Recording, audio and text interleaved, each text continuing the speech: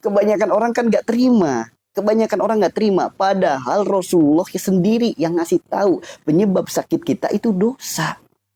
Karena banyak di antara kita yang malu dengan dosanya. Merasa dirinya nggak punya dosa. Padahal Allah mencintai hambanya, seorang pendosa yang mengakui kesalahannya lalu ia bertobat. Daripada orang soleh, orang alim yang merasa dirinya nggak punya salah, merasa dirinya nggak punya dosa. Yang kadang bikin miris, soleh kagak, alim kagak, merasa dirinya nggak punya dosa. Nah, ini yang bahaya teman-teman. Maka ayo, kesadaran akan kesalahan, kesadaran akan dosa, itulah gerbang pertolongan dari Allah. Karena awali hijrahmu dengan taubatan nasuha. Awali perubahan dalam hidupmu dengan taubatan nasuha. Allah tidak akan merubah suatu kaum sebelum ia merubah dirinya sendiri. Maka ayo, rubahlah diri kita. Ya, orang sakit tinggal merubah sifat aja, itu bisa sembuh teman-teman. Orang sakit dengan merubah perilaku saja, itu bisa sembuh. Orang sakit bisa merubah perbuatan aja, itu bisa sembuh. Karena Allah titipkan kepada kita penyakit, Allah bukan sedang nyuruh kita sibuk berobat. Allah juga bukan sedang nyuruh kita sibuk ikhtiar. Bukan. Allah titipkan kepada kita penyakit. Allah berpesan dalam Al-Quran surat At-Tahrim ayat 8. Silakan dibuka. Bukan kata saya. Kalau nggak terima, jangan nggak terima ke saya. Saya hanya menyampaikan firman Allah dalam Al-Quran surat At-Tahrim ayat 8. Siapa Allah? Tuhan kita. Tuhan Anda. Saya menyampaikan firman-Nya. Ya ayyuhalladzina amanu tubu ilallahi taubatan nasuha. Allah berpesan kepada kita, nyuruh kita taubat. Karena sembuh itu Allah berfirman. Sok dibuka Al-Quran surat Asy-Syu'ara ayat 80. Ya, Al-Quran surat Asy-Syu'ara ayat 80. Kalau kita bicara sembuh, Allah berfirman, wa idza maritu fahuwa yasfin. Sembuh itu milik Allah. Pertolongan itu milik Allah. Poin utama dari penyakit adalah teguran untuk diri kita akan sebuah kesalahan. Ya, akan sebuah kesalahan. Maka kalau kita ditegur karena kesalahan, perbaikilah kesalahan itu dan sadarilah itu semua karena dosa kita. Kesadaran inilah yang jarang dimiliki oleh kebanyakan orang. Hanya orang-orang yang masih lembut hatinya, masih ada cahaya kebaikan dalam hatinya yang mau mengakui dosa-dosanya. Ini lagi ada orang masak.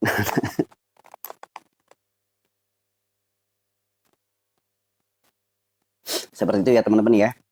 Seperti itu. Dosa apapun akan berbuah pula pada jasad kita. Karena Rasulullah sendiri yang bersabda, jika segumpal daging baik, semuanya akan ikut baik. Jika segumpal daging buruk, yang lain akan ikut buruk. Seperti itu ya. Seperti itu. Jadi gini. Masya Allah. Aromanya. Jadi gini. Ya. Dalam Al-Quran, surat An-Nur ayat 35. Ya. Dalam Al-Quran, surat An-Nur ayat 35. Ya. Allah berfirman, Allahu nurus samawati wal ard masanurihi kamiskatin fiha misbah al-misbahu fi zujajah dan seterusnya. Yang pada intinya kita manusia itu hidup dalam 3 unsur. Yang pertama miskat. Miskat itu apa? Unsur jasad. Ya, unsur jasad isinya apa? Isinya ada jantung, ada mata, ada lambung, ada tangan, ada kaki, ada usus dan lain sebagainya. Ini unsur jasad. Miskat ini adalah ilmu yang dipelajari oleh kedokteran. Disebutnya ilmu medis. Ya, ini namanya alam miskat. Sehingga ketika ada di antara ini yang sakit, dokter bisa tahu penanganannya harus apa. Harus dioperasi-kah? Harus diobati-kah? Nah, ini namanya miskat, ilmu yang dipelajari oleh kedokteran. Yang dipelajari oleh medis. Yang kedua namanya al-jujajah. Al-jujajah adalah unsur dalam diri kita, disebutnya alam ruhani.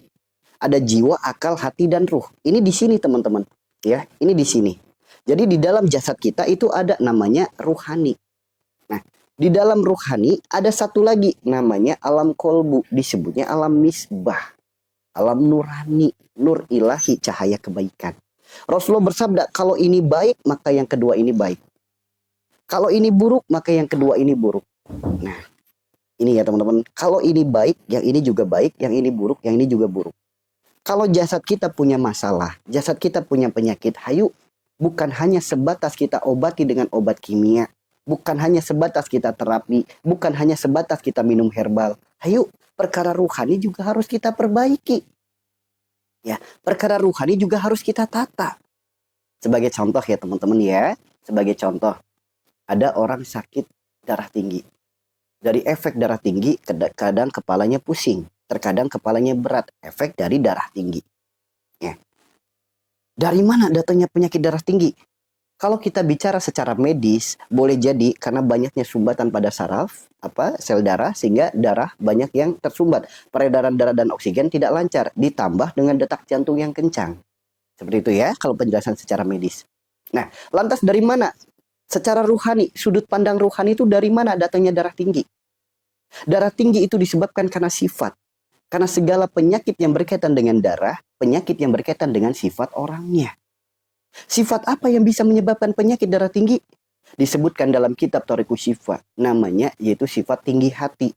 Berawal dari sebuah sifat kesombongan yang melahirkan amarah dan emosi. Apa yang dilihat, apa yang didengar, apa yang dirasakan, selalu ia kedepankan amarah dan emosi. Ya, selalu ia kedepankan amarah dan emosi. Apapun kisahnya, apapun masalahnya, selalu mengedepankan amarah dan emosi. Orang marah karena apa? Tidak mampu menata hati. Hati disebut kolbu, wujudnya adalah jantung. Kalau hatinya tidak mampu ditata, maka jantungnya bergejolak. Jantung fungsinya memompa darah. Sok, orang kalau lagi marah, detak jantungnya pasti kencang. Ya, karena hati disebut kolbu, wujudnya jantung. Orang kalau lagi marah, pasti detak jantungnya kencang. Semakin kencang detak jantungnya, semakin tinggi tekanannya. Semakin kencang detak dan jantungnya, semakin tinggi pressure-nya. Karena jantung fungsinya untuk memompa darah. Maka terjadilah penyakit tekanan darah tinggi. Penyakit hipertensi. Kalau Anda minum obat oleh dokter, dokter hanya ngasih obat untuk menghilangkan rasa pusingnya. Efeknya. Obat dikasih sama dokter untuk membantu melancarkan peredaran darahnya. Begitupun herbal, begitupun terapi. Namun tidak menyembuhkan penyakitnya. Yang menyembuhkan penyakitnya, yuk sumbernya penyakit itu dari mana? Ternyata dari sifat marah. Maka kalau pengen sembuh dari penyakit darah tinggi, yuk bukan hanya minum obat kimia, bukan hanya minum herbal. Perbaiki sifat marah. Kedepankan sabar daripada emosi. Kedepankan sabar daripada amarah. Kalau kita lebih mengedepankan sabar, hati sebagai menjadi tertata. Kolbu menjadi tenang. Sehingga detak jantung pun jadi mizan, jadi seimbang. Sehingga pressure-nya tetap normal. Seperti itu ya teman-teman ya. Kalau kita hanya sebatas minum obat kimia, sebatas minum herbal, ya itu tidak menyembuhkan. Namun betul mampu mengurangi gejalanya. Ya, karena seperti ini teman-teman. Kalau kita punya atap yang bocor, kalau kita hanya sibuk cari ember, cari baskom, bocor itu tidak akan pernah sembuh. Tidak akan. Kalau kita pengen atap yang bocor itu sembuh, bukan dengan ember, bukan dengan baskom, namun perbaiki atapnya. Namun tidak salah. Dengan adanya ember dan baskom, bocornya tidak kemana-mana. Bocornya setidaknya teratasi, nggak tumpah kemana-mana. Begitupun dengan kita minum obat, dengan kita ikhtiar. Memang nggak salah. Bisa membantu mengurangi rasa sakitnya. Ya, tapi tidak menyembuhkan. Karena kalau kita pengen sembuh, perbaiki penyebabnya. Inilah yang disebut solusi sehat lahir batin. Bukan hanya sebatas kita berobat, bukan hanya sebatas kita ikhtiar. Yuk, lahirkan kesadaran. Dosa apa yang harus kita istighfari? Sifat mana yang harus kita perbaiki? Perilaku mana yang harus kita perbaiki? Perbuatan apa yang harus kita perbaiki? Baru kita akan menjemput sembuh lahir dan batin. Bukan sembuh jasadnya doang. Batinnya nggak sembuh. Itu namanya istidroj. Orang kalau sembuh badannya doang. Tapi ruhaninya nggak sembuh. Itu namanya istidroj. Karena sembuhnya tidak melahirkan ketaatan. Sembuhnya cuma sembuh doang. Seperti itu ya teman-teman ya. Sama sebagaimana orang darah rendah. Ketidakmampuan dalam menata hati. Sehingga ia menempatkan kebahagiaan pada mulut orang lain. Pada sikap orang lain. Pada perbuatan orang lain. Sehingga apa? Orang yang terkena penyakit darah rendah, orangnya sulit bahagia. Kenapa sulit bahagia? Ada orang ngomong dikit, dia tersinggung, baper, sedih, nangis. Sok, terkena penyakit darah rendah. Ada orang yang sikapnya nggak baik sedikit, perilakunya nggak baik sedikit, dia tersinggung, baper, sedih, nangis. Sok, saya tanya, orang-orang yang terkena penyakit darah rendah, baperan nggak? Gampang sedih nggak? Gampang nangis nggak? Sok yang terkena penyakit darah rendah. Dikit-dikit tersinggung, dikit-dikit baper, dikit-dikit nangis, dikit-dikit mewek, dikit-dikit ngebatin. Itulah orang yang terkena penyakit darah rendah. Kalau kita bicara tentang medis, dikasih obat, vitamin, penambah darah, dan lain sebagainya. Bicara herbal, dikasih herbal untuk penambah darah, dan lain sebagainya. Apakah menyembuhkan? Enggak. Namun bisa membantu mengurangi rasa sakitnya. Kalau pengen sembuh dari darah rendah, perbaiki juga sifatnya. Mulai saat ini jangan suka baperan lagi. Jangan suka gampang tersinggung lagi. Jangan suka ngebatin lagi. Jangan gampang nangis. Jangan gampang mewek. Bagaimana caranya? Bahagiakan dirimu. Jangan engkau tempatkan kebahagiaanmu pada mulut orang lain. Orang mau berkata apa? Sabodo teing, urusan dia dengan Allah. Jangan izinkan rasa sakit itu masuk ke dalam hati. Seperti itu ya. Sikap orang mau kayak gimana? Sabodo teing, urusan dia dengan Allah. Yang penting tetap diri kita jadilah orang yang baik dalam keadaan apapun, dalam situasi apapun. Sifat, perilaku, perbuatan mereka, urusan mereka dengan Allah. Jangan izinkan rasa kecewa, rasa sakit itu masuk ke dalam hati. Seperti itu ya teman-teman ya. Yuk, makanya kalau pengen sembuh, bukan dulu tentang ke dokter, bukan dulu tentang herbal, bukan dulu tentang terapi. Ayo, ada perkara ruhani yang harus diobati juga teman-teman. Ya, ada perkara ruhani yang harus diobati juga. Karena terkadang kebanyakan di antara kita itu munafik. Kebanyakan di antara kita itu munafik. Bilangnya Pak, sehat lahir batin. Sehat jasmani rohani, mohon maaf lahir batin. Namun prakteknya kebanyakan kita hanya lahir saja, batinnya jarang diobati. Itu kebanyakan di antara kita. Sob, sebagai bukti, kalau lagi sakit kepala, jujur, yang dicari obat sakit kepala apa obat hati? Obat sakit kepala kan? Kalau lagi sakit gigi, yang dicari obat sakit gigi apa obat hati? Obat sakit gigi kan? Begitupun kalau lagi sakit perut, buru-buru nggak kita cari obat sakit perut? Coba saya tanya, sedangkan kalau ruhaninya yang sakit, diobatin nggak? Atau jangan-jangan boro-boro diobatin, sadar ruhaninya sakit juga enggak? Nah, inilah kesalahan kita teman-teman. Kesalahan kita di sini, karena hanya memikirkan jasmani saja, kita tidak peduli dengan ruhani kita. Bahkan banyak orang yang tidak mengenal ruhaninya. Padahal man arofa nafsahu faqad arofa robbahu. Kenali dirimu maka niscaya engkau akan mengenal Tuhanmu. Kalau selama ini yang kita ikhtiarkan hanya jasmani saja, yang kita kasih makan jasmani saja, yang kita obatin jasmani saja, yang kita penuhi kebutuhannya jasmani saja, apa kabar ruhaninya? Apa kabar? Ayo, makanya kita sama-sama belajar. Yuk menuju sehat lahir dan batin. Bagaimana caranya? Yuk. Spiritual, jalan pendekatan diri kita kepada Allah itu yang jadi utama. Kemudian lakukan ikhtiar, medis, dan alternatif. Meskipun ikhtiar apapun boleh ya. Selagi tidak melanggar syariat agama, ikhtiar apapun boleh. Maka ayo, bukan hanya kita berobat, bukan hanya kita ikhtiar, bukan hanya kita terapi. Perbaiki pula ruhani kita. Ya, perbaiki pula ruhani kita. Karena tidak ada satupun penyakit yang penyebabnya bukan dari dosa kita. Nggak ada. Nggak ada teman-teman. So, silakan teman-teman coba renungkan. Ada nggak penyakit yang penyebabnya bukan dari kesalahan kita? Ada nggak penyakit yang penyebabnya bukan dari dosa kita? Coba sebutkan satu aja. Ada nggak teman-teman? Ada nggak? Coba ada yang bisa jawab. Ada nggak satu penyakit yang penyebabnya bukan dari dosa kita? Ya ada nggak teman-teman? Penyakit dari janin otomatis dosa orang tua. Karena nggak mungkin anak yang masih suci, anak yang masih bersih terkena penyakit. Bukan dari dosa dia, memang karena dia masih fitrah, masih bersih, tapi dari dosa orang tua. Coba ada nggak satu aja? Coba satu aja penyakit yang penyebabnya bukan dari dosa kita. Coba sebutkan satu aja. Ada yang bisa? Ada yang bisa?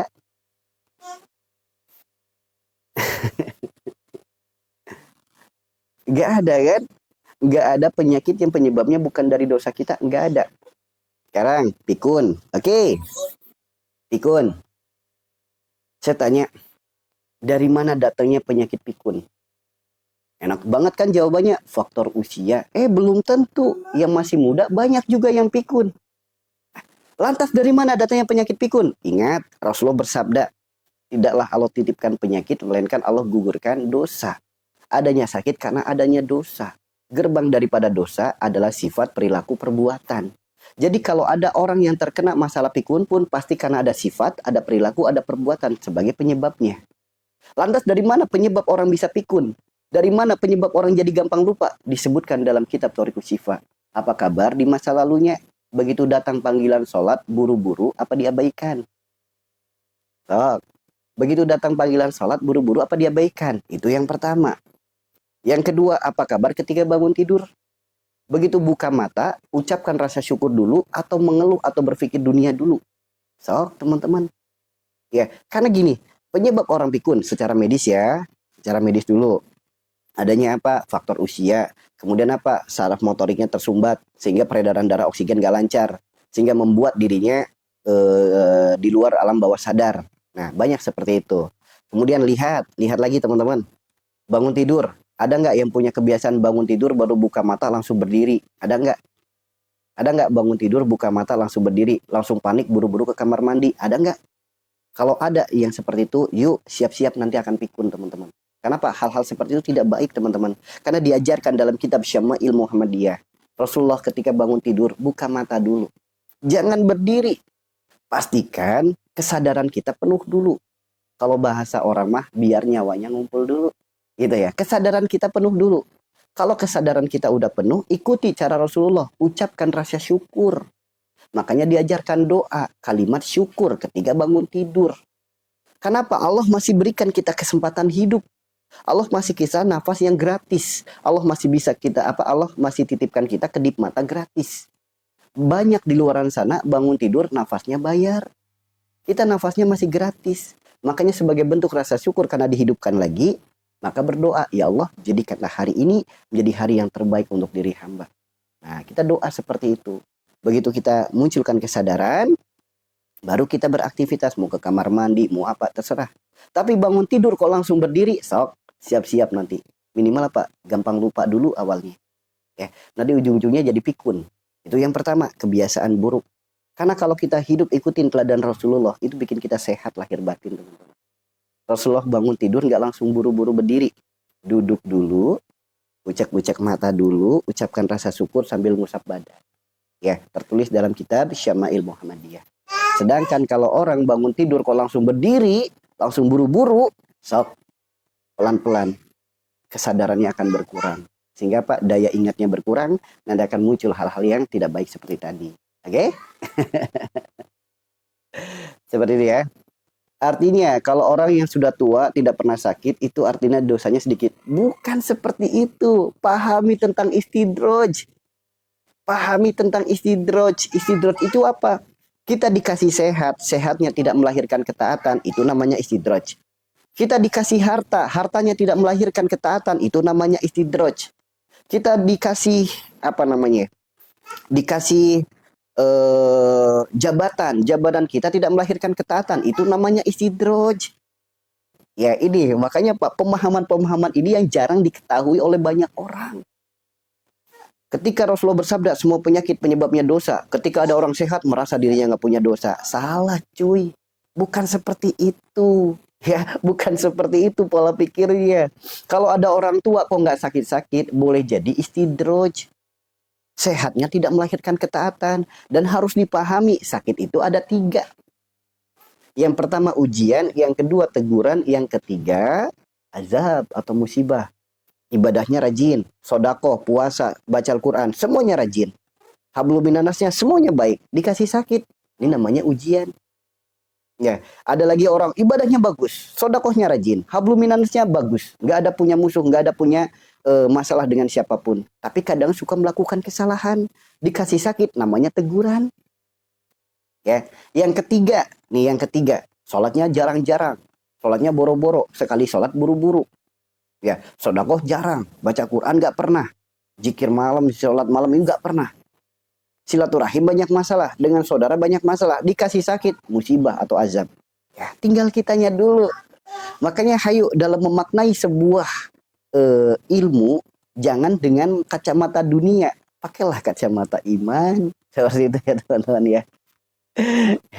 Ya, seperti itu ya teman-teman ya.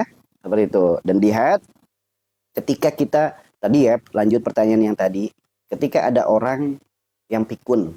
Nah, ada orang yang pikun. Lantas bagaimana solusinya agar tidak menjadi orang yang pelupa lagi. Nah, itu bisa diajarkan. Dalam dunia medis bisa datang ke psikiater atau psikolog. Ya, untuk apa? Melatih tuh pola pikir yang sehat, pola pikir yang waras. Kemudian dalam alternatif bisa diajarkan terapi-terapi. Kemudian dalam secara spiritual yang paling utama adalah obat ya. Itu yang paling utama.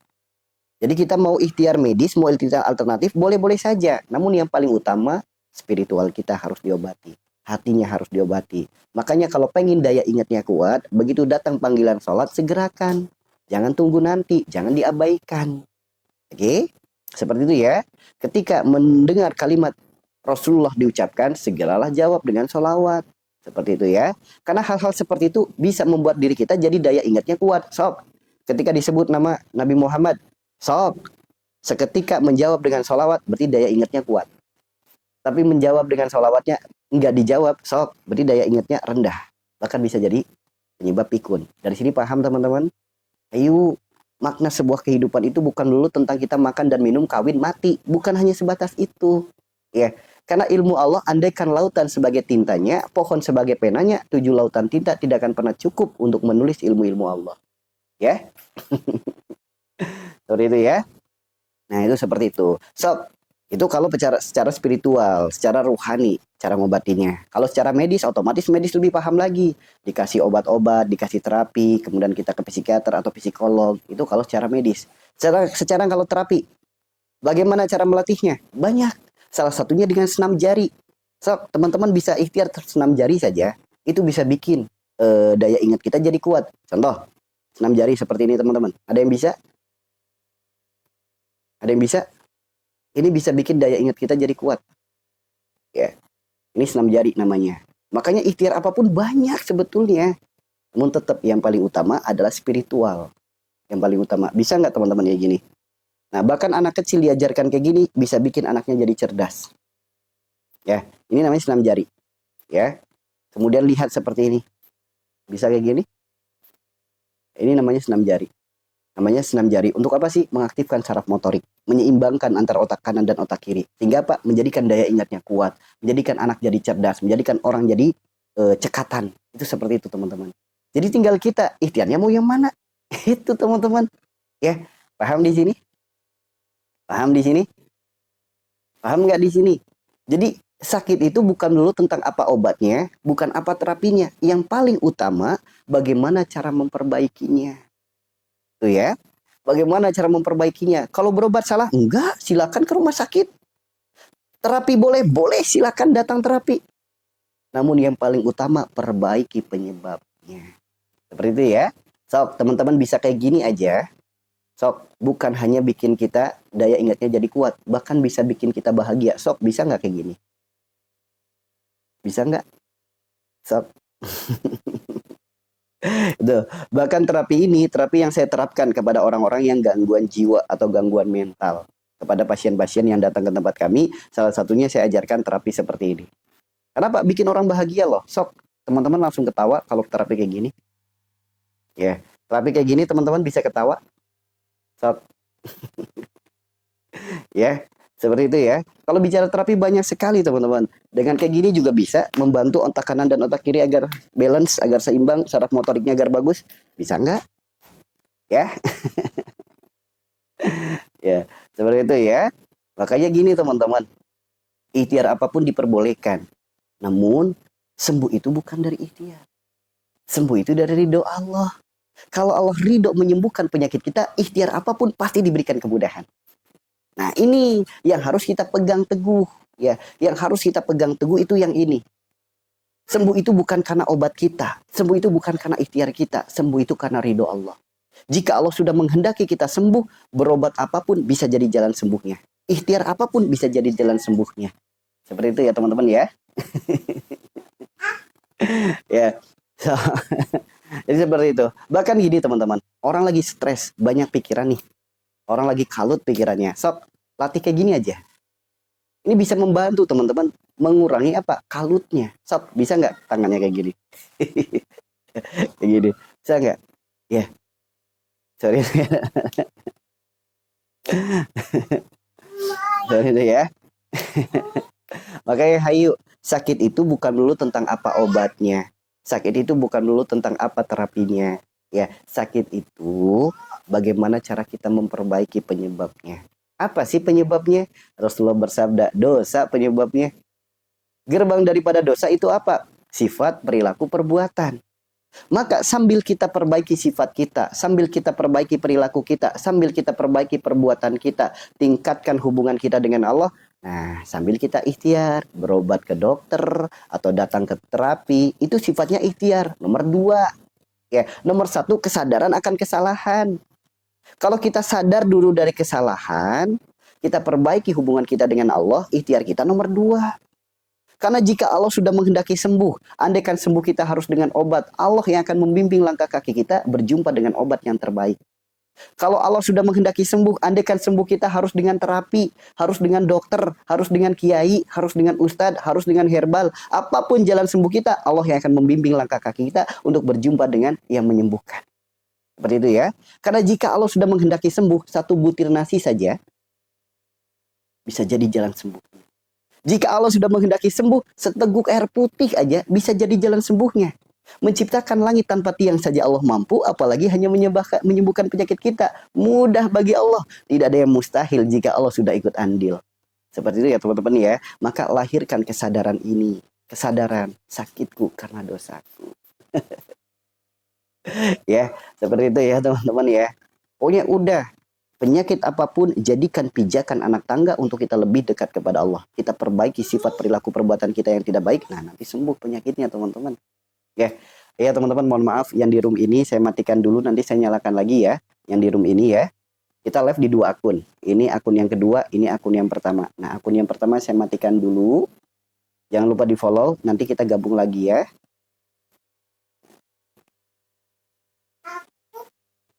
Ini bentar ya. Akun yang satu lagi saya on-kan lagi.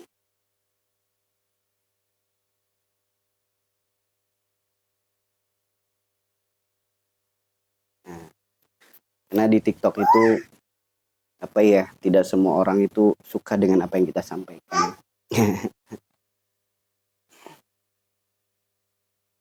Ya, seperti itu ya teman-teman ya. Maka teman-teman, jika teman-teman merasa room ini bermanfaat, yuk yang belum follow silakan di follow dan silakan bagikan kepada saudara, keluarga, teman, sahabat, silakan dibagikan. Dan jangan lupa disupport dakwahnya dengan tap-tapnya. Semoga semakin tinggi cahaya majelis kita, semakin luas kebaikannya, luas keberkahannya, luas kemanfaatannya untuk umat. Amin ya Allah, amin ya rabbal alamin. Pak Ustadz, buka pengobatan offline juga kah? Iya, saya selalu buka pengobatan offline.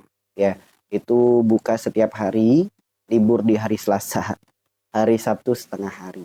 Ya, buka dari jam 1 sampai selesai pengobatannya. Semua pengobatan di tempat kami semuanya gratis. Tidak ada biaya apapun, tidak ada mahar apapun. Semuanya gratis. Bahkan jika ada yang dari luar kota, luar pulau, luar negeri, itu kami sediakan pula tempat istirahat gratis. Makan dan minum juga semuanya gratis. Tapi ada syaratnya. Syaratnya apa? Syaratnya mau bertobat dan siap memperbaiki diri. Ya, ada syaratnya mau bertobat dan siap memperbaiki diri. Seperti itu. Ya, lokasinya berada di depan stasiun Legok, kecamatannya Pekuncen, kabupatennya Banyumas, Jawa Tengah. Seperti itu. Ya, bahkan semua yang belajar di tempat kami, semua yang nyantri, semua yang ikut kajiannya itu semuanya sama, gratis. Tidak ada biaya apapun, tidak ada mahar apapun. Nah, namun dengan catatan yang sudah belajar, jika sudah bisa buka praktek boleh silakan. Namun ada syaratnya. Jangan jadikan ladang dunia. Jangan dijadikan untuk nyari duit, apalagi pasang tarif. Nah, itu. Karena dapat ilmunya gratis, jangan sampai diamalkannya justru malah berbayar. Jangan ya. Seperti itu. Ya, di setiap malam Ahad itu ada pengobatan massal umum. Semua orang boleh datang. Setiap malam Ahad itu ada pengobatan massal. Kemudian kalau praktek terapi pengobatan itu setiap hari. Libur di hari Selasa. Namun harus daftar dulu ya teman-teman ya. Harus daftar dulu. Daftar itu bukan untuk bayar. Bukan. Daftar itu untuk kita atur jadwalnya. Karena saya sangat menghindari antrian pasien. Saya sangat menghindari penumpukan pasien. Ya, supaya waktunya juga lebih lebih enak lagi teman-teman. Kalau yang daftar sekarang mungkin dapat jadwalnya bulan Syawal, ya. Yang daftar sekarang mungkin dapat jadwalnya nanti di bulan Syawal. Karena bulan ini sampai Ramadan udah full, teman-teman. Paling nanti kalau dapat paling di bulan Syawal. Syawalnya juga mungkin Syawal akhir. Ya, kalau yang daftarnya sekarang. Seperti itu ya teman-teman ya. Seperti itu. Makanya hayu teman-teman. Ya. Jadi gini.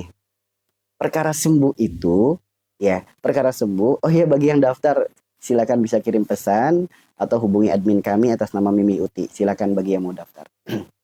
Ini sebetulnya kalau kita pengen sembuh itu mudah teman-teman. Karena dalam kitab-kitab pengobatan yang saya pelajari disimpulkan yang pada intinya sembuh itu mudah, sembuh itu murah, sembuh itu gratis. Sembuh itu mudah, murah, gratis kalau kita tahu ilmunya. Makanya apa? Diajarkan oleh para ulama kita, man arafa nafsahu faqad arafa rabbahu. Kenali diri kita, maka kita akan mengenal Allah kita, Tuhan kita. Ya. Di Al-Qur'an udah dikasih tahu sama Allah. Tubuh kita ada 3 unsur, miskat, al-jujajah, al-misbah. Jasmani, ruhani, kolbu atau hati. Sakitnya mana dulu nih? Kalau sakitnya jasad, obati jasadnya. Kalau sakitnya ruhani, nggak bisa diobati dengan obat kimia. Nggak bisa, teman-teman. Contoh, ya, berawal dari apa? Berawal dari banyak beban pikiran, banyak kekhawatiran, banyak kecemasan. Kemudian makan tidak enak, tidur tidak nyenyak. Akhirnya apa? Muncul gejala asam lambung. Panas perih di ulu hati sampai ke dada, sampai ke kerongkongan. Penyebab awalnya apa? Banyak pikiran, banyak kekhawatiran, banyak kecemasan. Akhirnya muncul gejala asam lambung. Karena ketika otak ini terus bekerja, lambung juga ikut bekerja. Ketika makan tidak enak, tidur tidak nyenyak, nggak ada asupan makanan, otomatis jadi penyakit asam lambung. Lambung kayak diperes-peres, lambung kayak diiris-iris, lambung kayak disayat-sayat.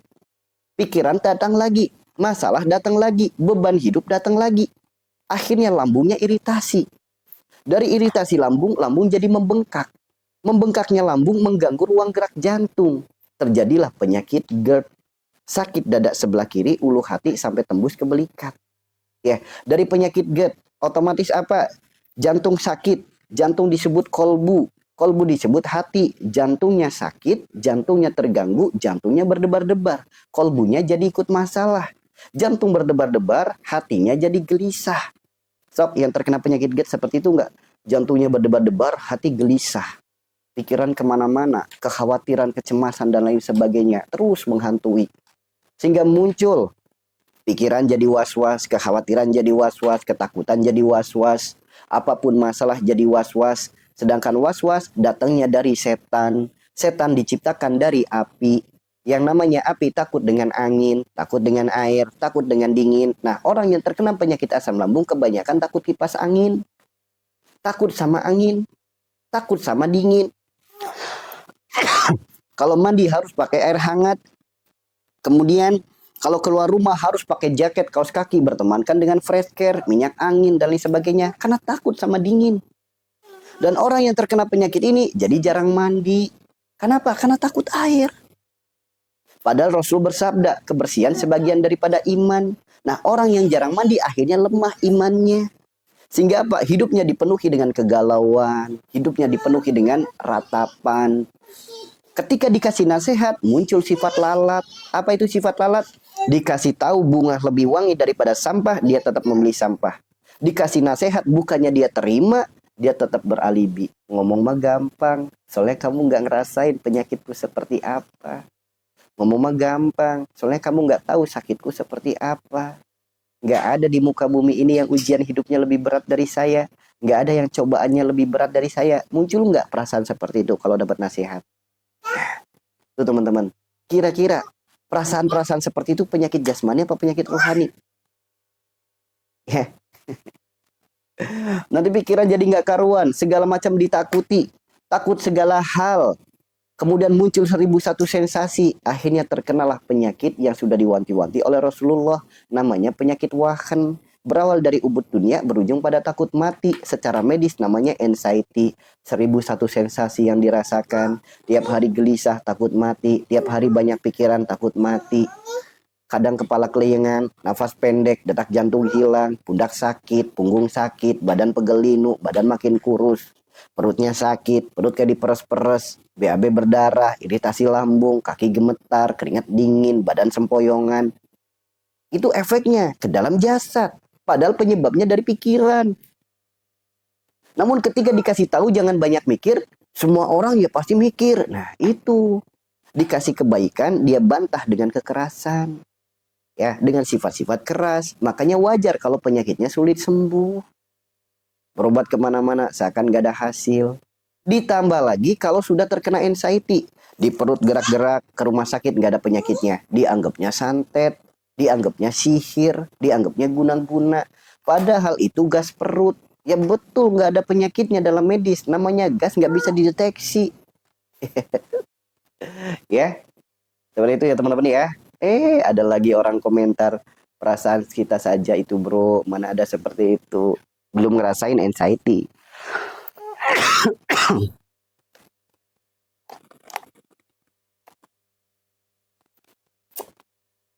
Seperti itu ya. Dia belum ngerasain anxiety. Coba kalau dia ngerasain anxiety, nggak mungkin dia berkata-kata kayak gitu.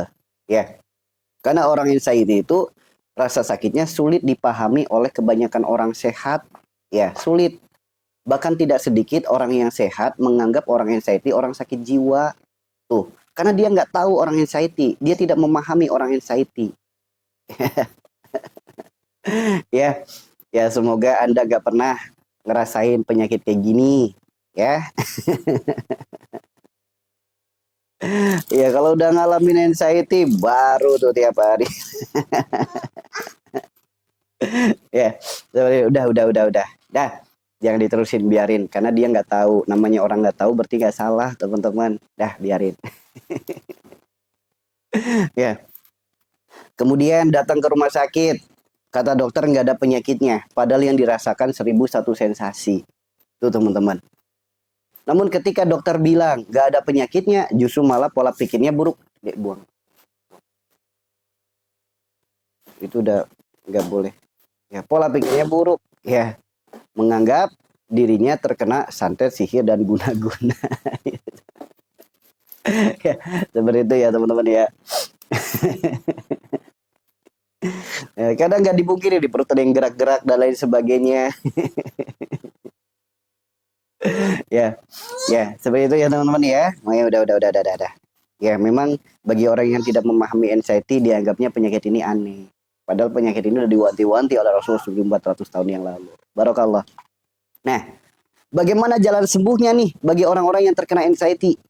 Ya, bagi orang-orang yang terkena asam lambung, bagi orang-orang yang terkena penyakit seperti ini. Ya, boleh ke dokter nggak? Boleh. Boleh minum herbal nggak? Boleh. Nggak ada yang salah. Namun harus dipahami, yang sakit bukan organ tubuhnya. Yang sakit adalah pola pikirnya. Itulah kenapa sama dokter disarankan ke psikiater. Karena yang sakit adalah mentalnya. Mental berkaitan dengan jiwa. Jiwa berkaitan dengan rohani. Rohani kendaraannya atau wadahnya adalah kolbu atau hati. Maka kalau pengen sembuh dari penyakit ini, obati hatinya. Sok, semua obat hati ditakuti sama orang anxiety. Sok, saya tanya. Obat hati tidak dijual di apotek. Obat hati tidak dijual di mana-mana. Obat hati hanya bisa dilakukan dengan jalan pendekatan diri kita kepada Allah. Apa itu obat hati? Obat hati itu ada 5 perkara. Yang pertama baca Quran dan maknanya. Yang kedua sholat malam dirikanlah. Yang ketiga berkumpul dengan orang-orang soleh. Yang keempat puasa. Yang kelima banyak zikir dan sholawat. Sok kelimanya ditakuti sama orang anxiety. Yang pertama baca Al-Quran. Banyak orang anxiety takut banget sama Al-Quran. Baru buka udah keringet dingin. Baru buka sensasinya kambuh. Paniknya kambuh. Pola pikir buruknya kambuh. Banyak gak orang anxiety takut baca Al-Quran? Banyak gak? Tombol hati. Banyak gak orang anxiety sama Al-Quran takut? Baru buka Al-Quran udah merinding. Seakan-akan apa? Makhluk di dalamnya akan aktif gitu. Akhirnya terkena skizofrenia namanya. Secara medis namanya skizofrenia. Itu seperti itu teman-teman. Ya. Kemudian baca Al-Quran takut. Tapi kalau tidur pengennya ditemenin Al-Quran. Itu orang anxiety. Ya, baca Al-Quran takut, tapi kalau tidur pengennya ditemenin Al-Quran. Karena merasakan 1001 sensasi, ke rumah sakit gak ada diagnosanya, dia datang ke orang pinter, ya, dia datang ke orang pinter. Akhirnya apa? Dikasih selembar kertas fotokopian tulisan Arab, suruh ditempel di pintu, katanya sebagai tolak bala. Yang selembar kertas dipercaya, yang Al-Quran 30 juz gak pernah dibaca. Ya kagak ngaruh, cuy. Kagak ngaruh. Bukan males teman-teman, bukan males. Bagi orang anxiety itu sebetulnya keinginan untuk baca Al-Qurannya kuat banget.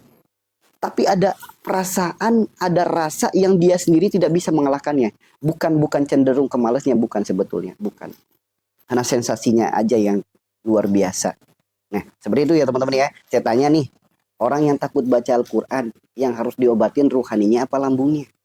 So, orang yang takut baca Al-Quran, ya, orang yang takut baca Al-Quran, yang harus diobatin ruhaninya apa lambungnya? So, teman-teman. Ya, ruhani teman-teman yang harus diobatin. Makanya apa? Minum obat apapun gitu-gitu aja. Minum herbal apapun gitu-gitu aja. Karena dia sendiri tidak mau merubah dirinya. Padahal Allah berfirman, Allah tidak akan merubah suatu kaum sebelum ia merubah dirinya sendiri. Makanya berubah. Yang tadinya takut baca Al-Quran, lawan rasa takutnya. Bukan malas sebetulnya. Karena sebetulnya keinginan untuk baca Al-Qurannya kuat. Namun begitu buka Al-Quran, sensasinya kambuh. Sensasinya kambuh. Itu sebetulnya. Bukan karena malasnya, tapi karena ketakutannya. Yang kedua, sholat malam dirikanlah. Allah turun ke langit bumi di sepertiga malam. Siapa yang meminta ampunan, Allah ampuni. Siapa yang meminta, Allah beri. Siapa yang memohon, Allah kabulkan. Maka menangislah yang lirih dalam keheningan malam. Bermunajat, cukup alam semesta yang menjadi saksinya. Malaikat yang mengaminkan doanya. Akui kesalahan kita. Akui dosa kita. Ya Allah, hamba mohon kepadamu ya Allah. Ampuni dosa-dosa hamba. Hamba akui semua penyakit ini karena dosa-dosa hamba. Di sisa usia hamba ini ya Allah, berilah hamba kesempatan. Untuk hamba sehat kembali, untuk hamba sembuh. Sembuh yang melahirkan ketaatan hamba kepadamu ya Allah. Hamba bertobat kepadamu ya Allah. Engkaulah Rabb yang maha menyembuhkan. Bimbinglah langkah kaki hamba untuk mendapatkan sembuh yang berkah darimu. Sembuh yang kau ridhoi, sembuh yang kau rahmati, sembuh yang melahirkan ketaatan. Siapa yang meminta, Allah beri. Siapa yang memohon, Allah kabulkan. Siapa yang meminta ampunan, Allah ampuni. Jika Allah sudah ampuni dosa kita, Allah kabulkan permohonan kita. Andaikan sembuhnya harus dengan obat, Allah akan pertemukan kita dengan obat yang terbaik. Andaikan sembuhnya harus lewat dokter, lewat kiai, lewat ustadz, lewat herbal, lewat tabib, lewat terapi, Allah yang akan pertemukan kita. Tuh teman-teman. Karena jika Allah sudah menghendaki sembuh, satu butir nasi bisa jadi jalan sembuhnya. Kalau Allah sudah menghendaki sembuh, seteguk air bisa jadi jalan sembuhnya. Namun bukan perkara mudah bagi orang-orang anxiety untuk sholat malam. Padahal Allah sangat cinta kepadanya. Setiap sepertiga malam dibangunin. Namun disayangkan, ketika dibangunkan oleh Allah, bukannya segera tahajud, justru malah update status. Kambuh di jam yang salah. Ada nggak yang seperti itu? Padahal udah dibangunin sama Allah di sepertiga malam. Dengan tiba-tiba kesedak, tiba-tiba keselak, tiba-tiba batuk. Dibangunin di sepertiga malam sama Allah. Bukannya sholat tahajud, namun malah update status. Kambuh di jam yang salah. Pakai emot nangis panjang banget. Ketika mau tidur lagi, nggak bisa. Sensasinya kambuh, sehingga suasana mencekam sampai subuh. So, ngalamin nggak orang anxiety? Orang yang nggak paham anxiety, dianggapnya orang aneh. Dianggapnya orang-orang aneh. Sok, ya. Kemudian yang ketiga, berkumpul dengan orang-orang soleh. Sok, rajin aja berkumpul dengan orang soleh. Datang ke taklim, datang ke pengajian, sholat berjamaah.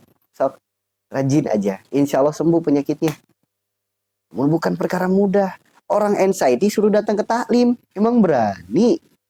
Ketemu tetangga aja takut. Ke warung ada orang aja takut. Ketemu sama orang aja takut. Apalagi berkumpul dengan banyak orang. Kagak keringat dingin itu. Sok. Sampai keringat dingin kalau bertemu dengan orang banyak. Kayak mau pingsan, kayak mau tumbang. Sehingga orang yang tidak paham dengan penyakitnya dianggapnya aneh. Belum lagi nyinyiran mulut orang-orang. Ih, dia kena santet tuh. Ah, tuh teman-teman.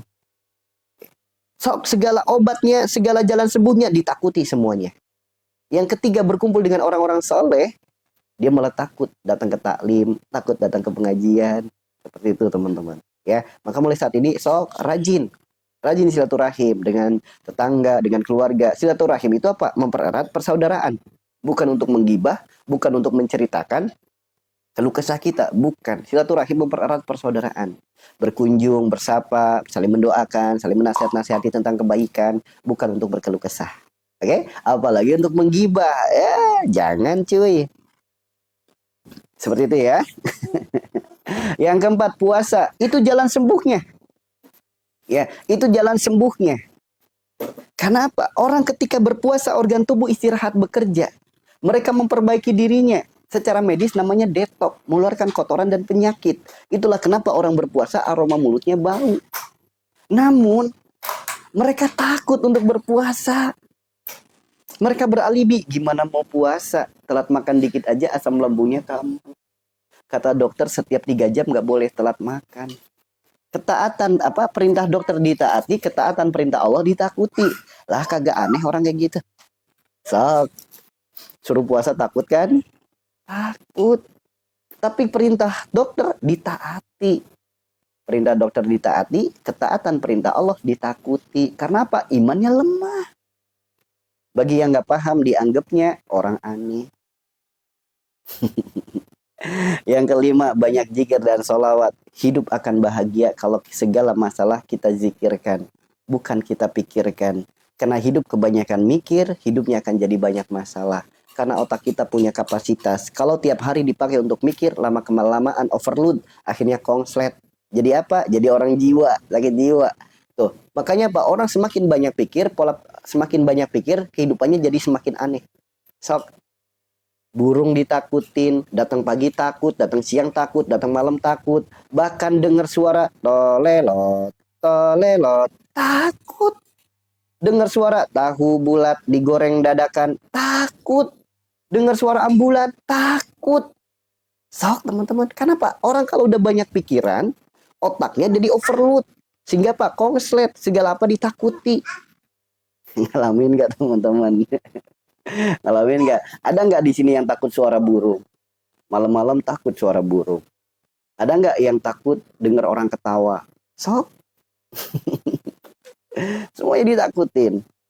Ya, masalah itu bukan untuk dipikirkan, tapi dizikirkan. Ingat kepada Allah. Jadikan masalah itu pijakan anak-anak tangga untuk lebih dekat kepada Allah. Tapi nggak apa-apa kalau puasa. Ya salam. Allah perintahkan puasa, nggak mungkin puasa berdampak buruk pada kita. Nggak mungkin. Tidak akan mungkin. Nggak ada sejarahnya orang puasa jadi sakit. Nggak ada sejarahnya. Orang puasa jadi mati. Nggak ada sejarahnya. Nggak mungkin. Allah ciptakan jin dan manusia untuk ibadah. Masa iya jalan ibadah bikin bahaya untuk diri kita? Mustahil teman-teman. Allah ciptakan jasad kita untuk mampu melakukan ketaatan, untuk mampu melakukan ibadah. Masa iya malah ditakuti? Gimana? Makanya ini pola pikir iman yang harus kita kedepankan.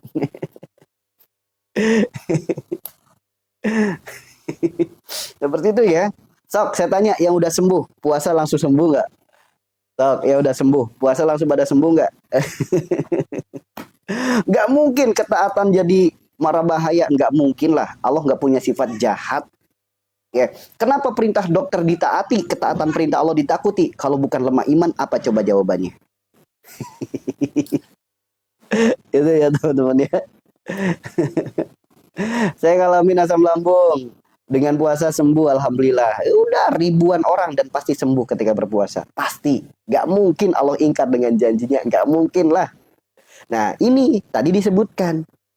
Banyak ketakutan, akhirnya apa? Sampai jadi was-was. Was-was datang dari setan. Setan diciptakan dari api. Api takut dengan air. Sehingga apa? Jadi jarang mandi. Orang jarang mandi tanda lemahnya iman. Karena apa? Kebersihan sebagian daripada iman. Makanya disadari, diakui, tidak diakui, terkena penyakit ini otomatis imannya berkurang. Otomatis imannya lemah. Diakui, tidak diakui. Diterima, tidak diterima. Namun itulah kenyataannya. Sehingga apa? Ketaatan ditakuti, perintah orang pintar ditaati. Ketaatan sama Allah ditakuti, perintah dokter ditaati. Nah, ini apa namanya kalau bukan lemah iman? Gitu ya. Ayo sembuhlah, sembuh, sembuh ya. Jangan sampai sakit justru malah menghantarkan diri kita kepada ruginya di dunia, bangkrutnya di akhirat. Lagi malas ibadah, Ustaz, apa solusinya? Iya jangan malas. Nggak ada solusi selain kita melawannya. Nggak ada.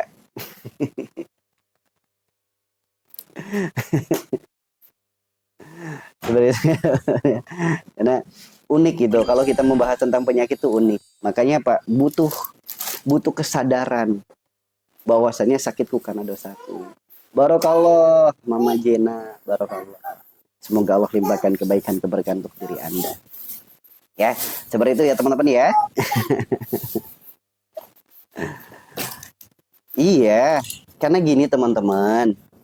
Orang yang terkena penyakit ini, coba deh direnungkan, setiap perkataan saya direnungkan.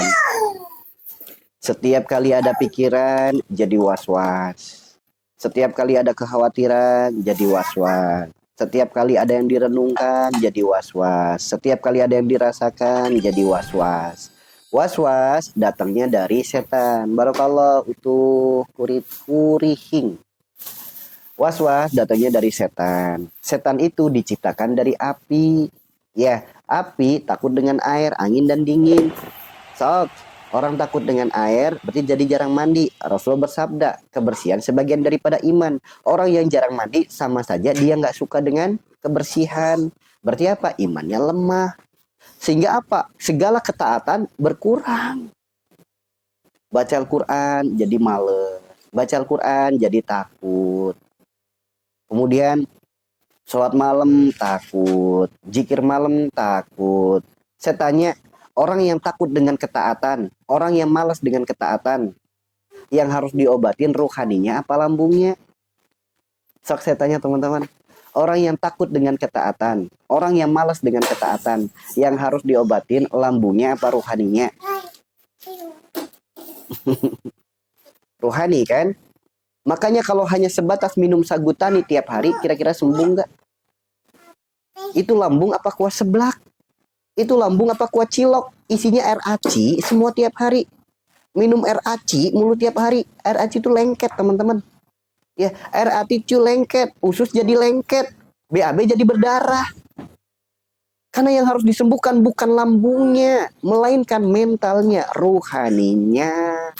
Kalau ruhani udah sembuh, nanti organ tubuh ikut sehat. Ya, seperti itu ya teman-teman ya. Seperti itu ya.